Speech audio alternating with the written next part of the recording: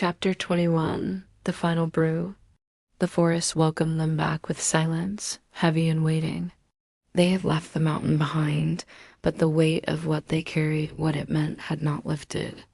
Anchil's clawed foreleg brushed lightly against Richard's side as they walked. Her dragon form moved with a grace that no longer startled him, though it still held a quiet awe. He glanced up at her. "You're quiet." "I am thinking." "About what?" A pause. "Everything that will end." "Everything that could begin?" Richard nodded. He understood. Neither of them spoke again until the crooked silhouette of Nana's cottage appeared through the trees, smoke curling from the chimney like a beckoning finger. The witch was already waiting. "Back so soon," she said, eyeing the faint golden light glowing beneath Richard's shirt. "I take it you found it."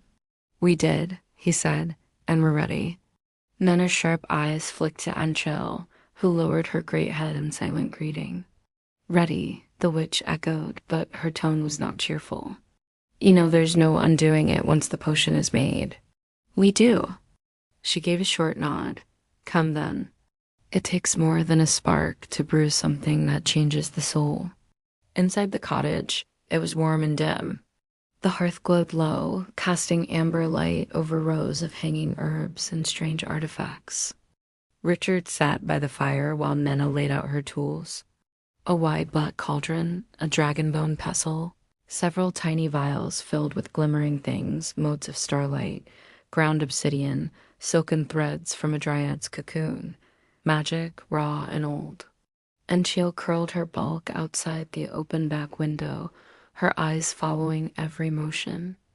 "Not much different from cooking," Richard muttered, earning a rare approving grunt from Nana.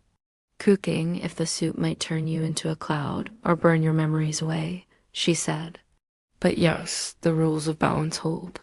She added herbs to the pot, whispering in a language that hummed against the teeth.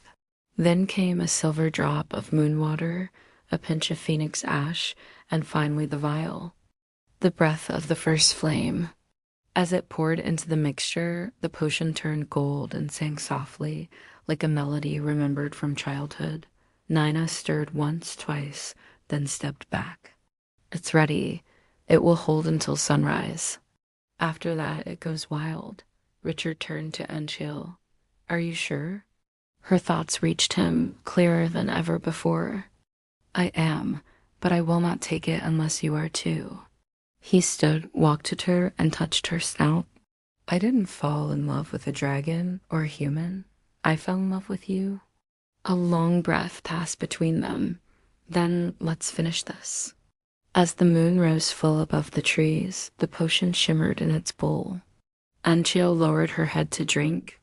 Golden light burst across the room, and a wind swept through the walls, howling with ancient voices. Richard staggered back, shielding his eyes. Where a dragon once stood, something was changing, folding inward, bones shifting, light unraveling. When the glow faded, a figure stood trembling in the firelight. Red hair spilled down her back.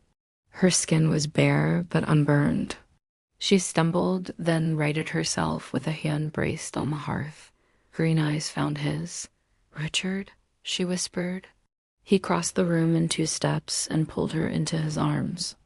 "You came back to me," he said. "I never really left.